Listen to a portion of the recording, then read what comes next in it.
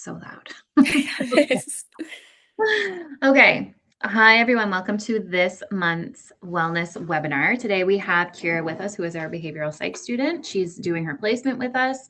It's been lovely to have her join the team right now, and I'm going to let her introduce herself in a minute here and introduce the topic. So, just a little information about who we are. We are a team of mental health therapists dedicated to providing exceptional mental health and wellness services. We work with individuals, we work with couples, we work with families, overall promoting well being and empowering people to live fulfilling lives. We decided to do these monthly webinars just to make resources a little bit more accessible, but also to ensure that our community has some evidence-based information and strategies. So information that they can trust, because information is just so readily available to us. So that's why we decided to put together these monthly wellness webinars. So just a little glimpse of who we are, this team. There are, I think, 11 of us now, either social workers or psychotherapists. We also have a nurse psychotherapist. So I'm not going to go over all of us, but there are a lot of us. So gives everyone the ability to find a really good fit for themselves. So there's Kyla, Samantha, Ashley, Britt, myself, Kelsey, Darcy, Sarah, Megan. And we also have Karina, who does Reiki here a couple days a week. We have Caitlin, who has also been a student with us with a real focus on art therapy. And we have Ashley, who's also been a new team member. And also somebody that we don't have on here, but we should, is Maya Lott, who is our registered massage therapist that just started with us this week. And she's here 2 days a week. So that is who we are. Okay, so I'm going to hand it over to Kira now. You can sort of introduce yourself briefly if you'd like, but then you can just jump right in. And I'm going to be doing changing the slides for her, so she might have to prompt me a little bit. But okay, Kira, you can take it away. Okay, perfect. Well, thank you. So welcome to today's webinar. We'll be covering practical strategies for focus and stress management. My name's Kira. I'm a third-year behavioral psychology student at St. Lawrence College, currently in my placement here at Wellness Within. While the topic of today's webinar is intended for students, it can really apply to people from all walks of life who are looking for strategies for getting organized, staying focused, and managing stress while you have a lot on your plate and have a busy mind. So today we'll be covering understanding the struggles of being a student, the ADHD study cycle, common challenges that students face while trying to study and get things done. And then we'll cover some practical study strategies that can actually work for you. And to wrap up, we'll talk about some stress management techniques and how to navigate feelings of overwhelm. Okay, so I wanted to start today by talking about why this topic actually matters. So a lot of people grow up thinking that if they're struggling with studying, it means that they're not trying hard enough or that something might be wrong with them. But that's simply not the case. Struggling with studying is not a personal failure. It's usually a sign that you just haven't found the right strategies for how your brain works yet. And it's actually really common. Many students, especially teens and young adults, find it hard to focus, stay motivated, and even get started on tasks. This often tends to come up even more when you're balancing a lot. That can be school, stress, your social life, maybe work, and things going on at home. And when everything adds up, studying can start to feel overwhelming pretty quickly.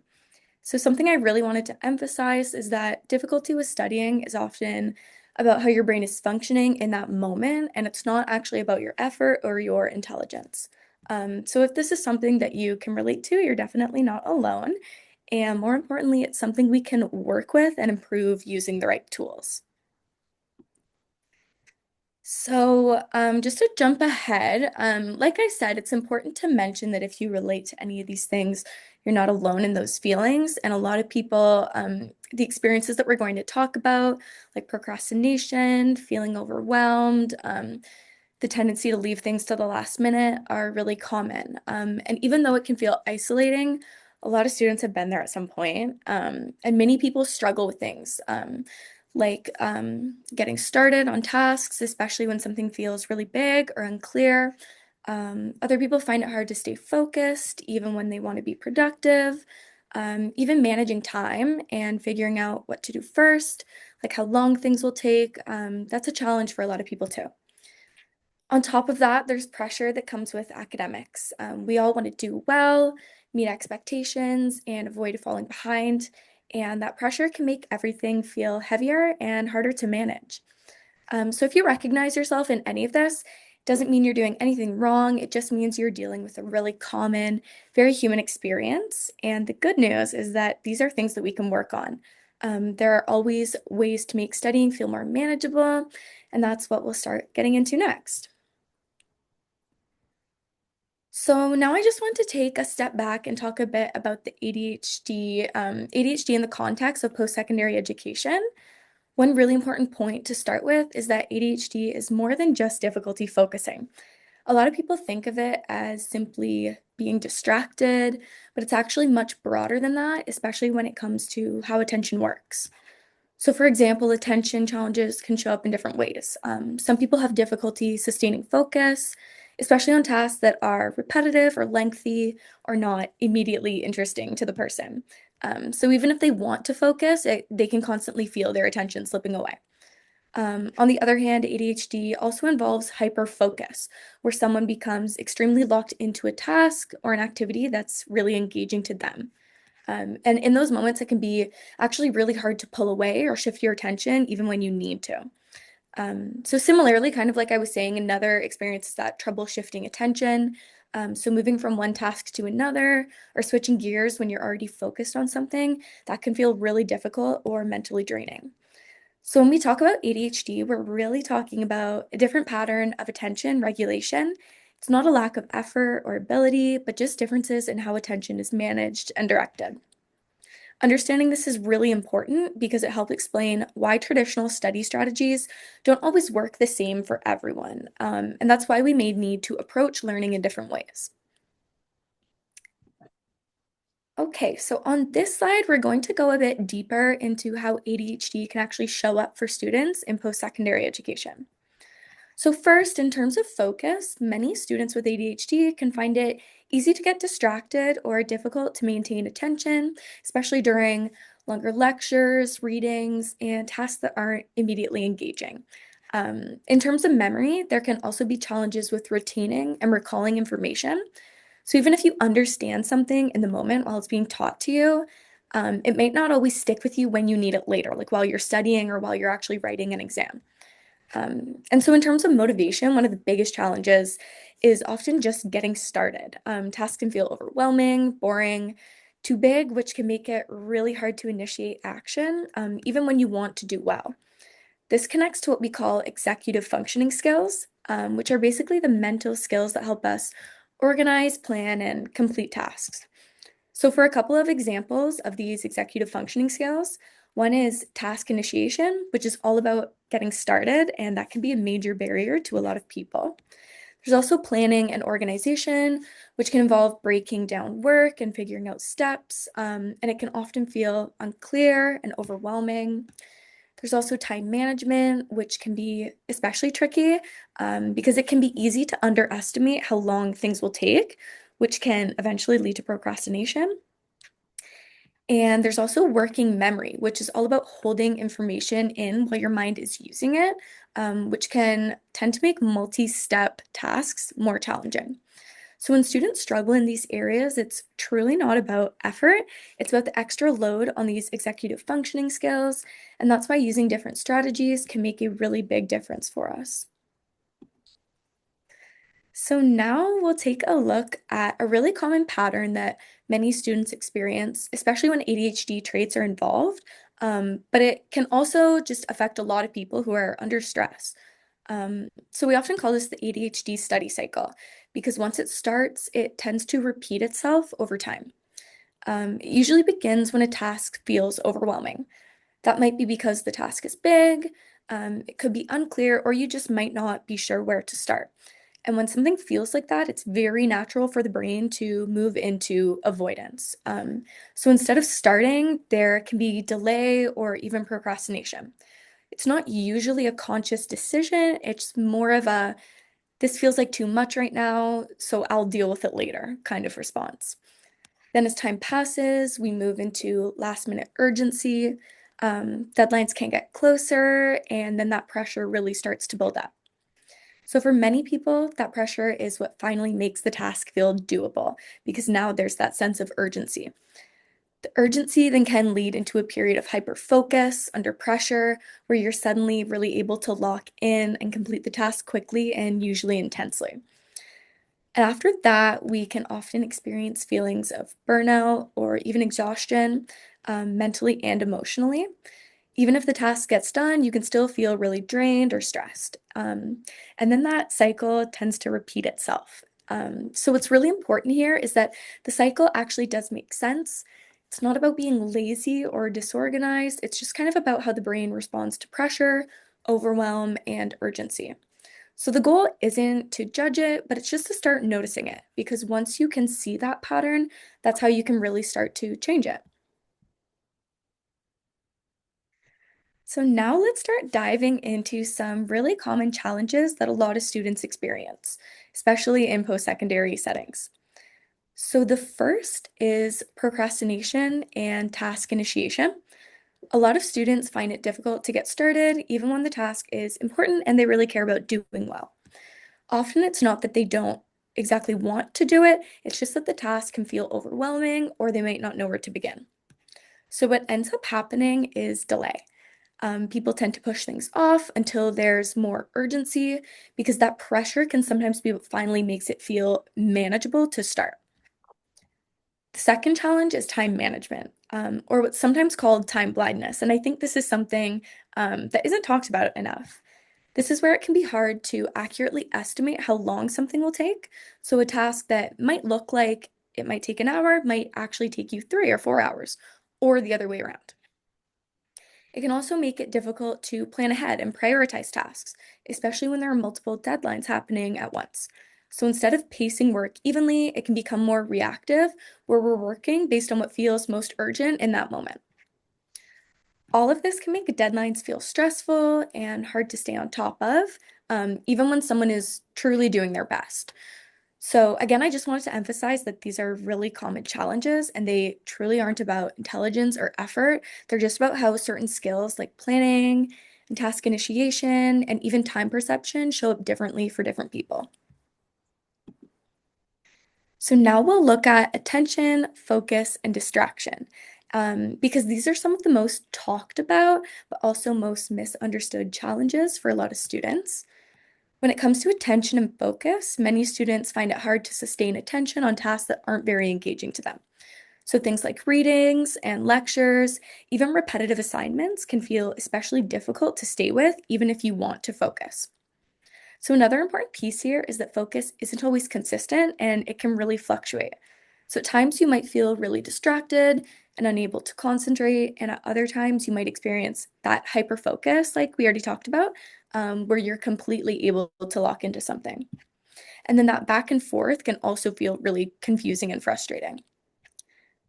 So then we have distraction, which can come from different places.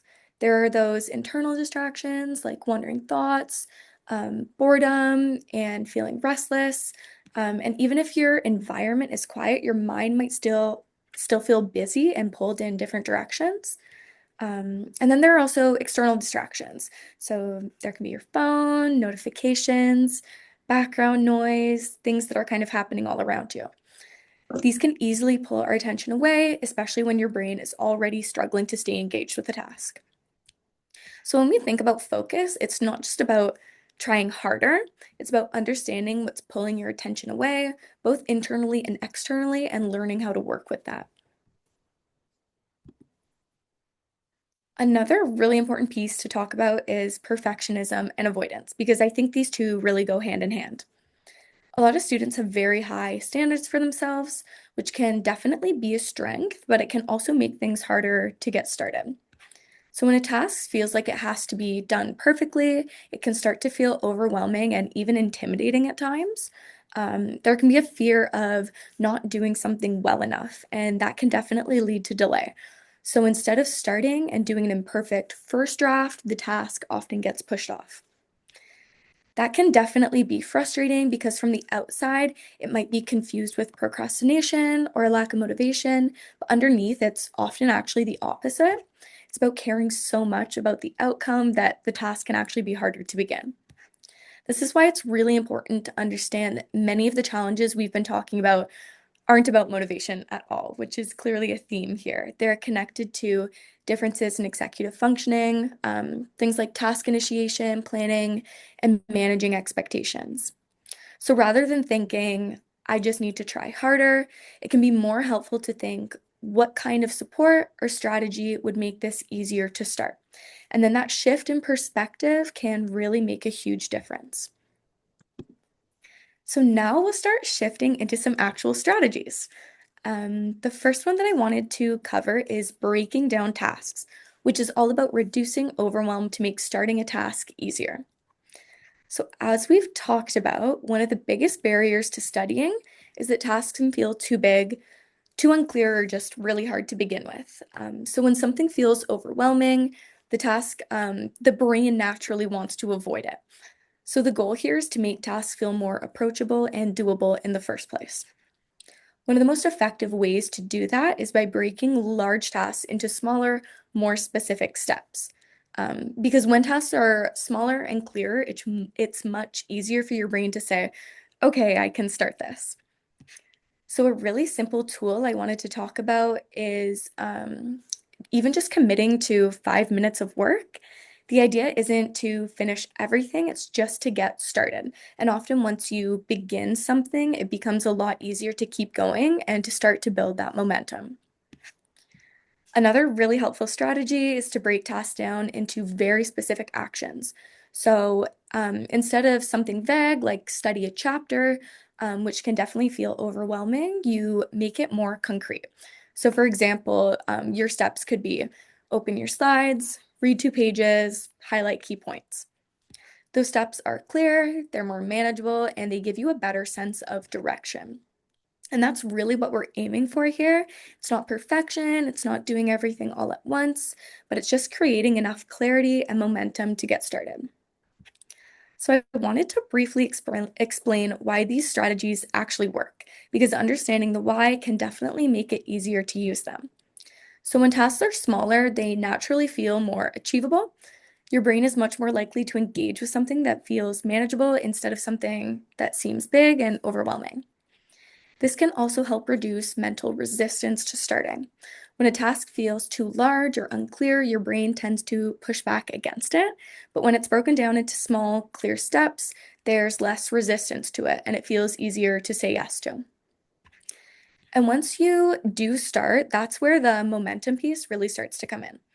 Getting started is often the hardest part, but once you're in it, it becomes easier to keep going, even if it's just a little bit at a time. So the goal here isn't to rely on motivation, it's to make starting feel easier so that momentum can really just take over. And that's really the key takeaway here is that large tasks create overwhelm, but small tasks create progress. And even small progress counts, and it really adds up over time. So now we'll move into the second strategy, which is to externalize everything.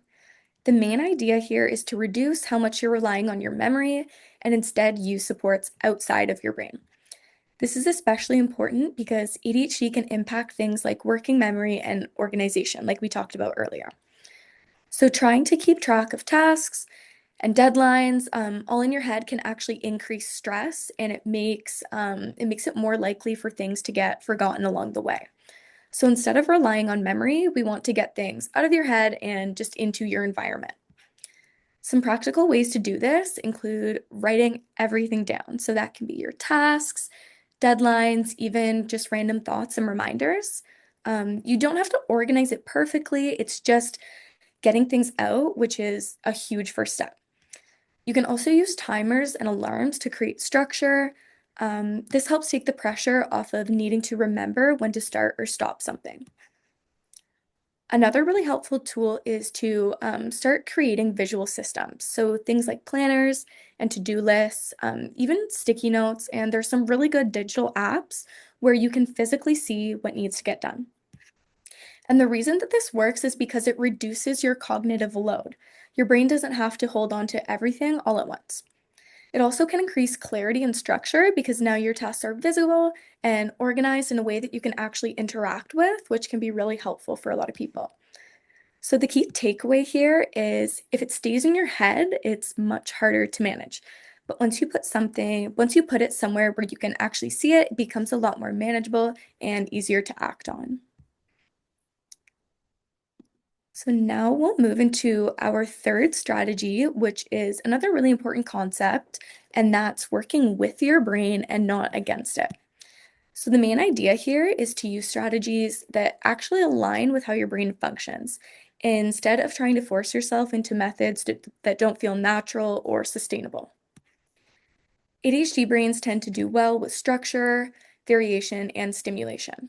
So the goal isn't to make studying more rigid or more intense, it's to make it more engaging and actually manageable over time. One way to do this is by structuring your environment.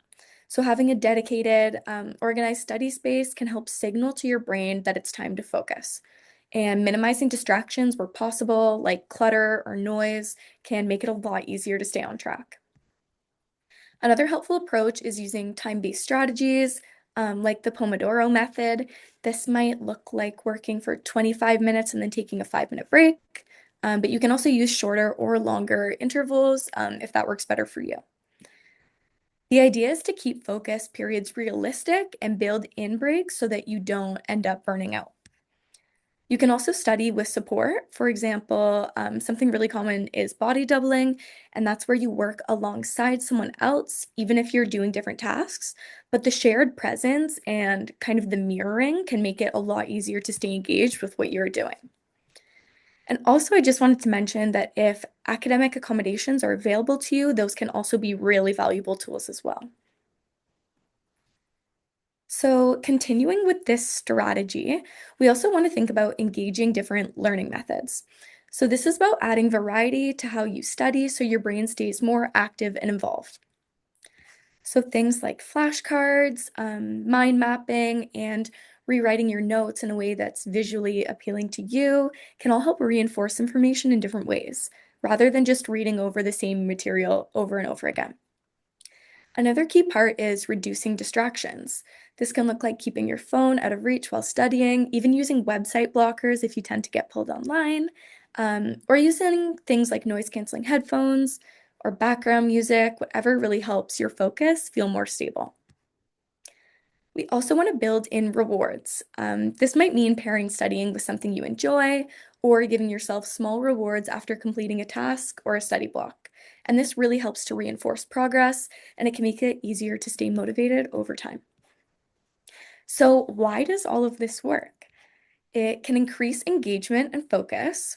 It can also reduce mental fatigue and it just supports consistency over time. So, you're not just relying on short bursts of motivation. So, the key message here is that effective studying isn't about forcing focus, it's about actually creating conditions that support your focus.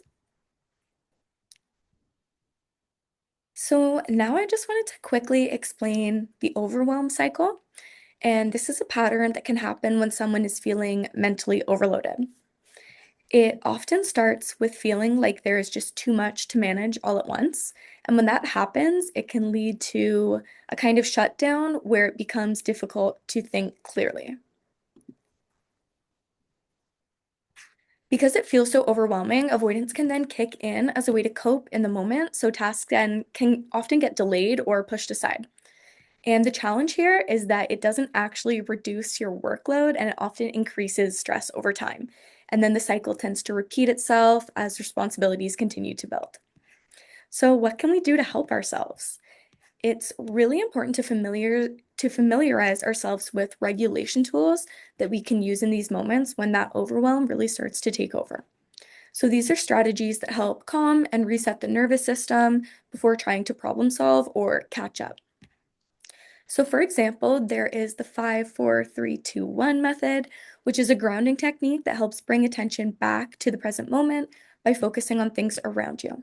So, the concept is to find 5 things you can see, 4 things you can touch, 3 things you can hear, 2 things you can smell, and 1 thing you can taste. And this kind of helps to interrupt those spiraling thoughts.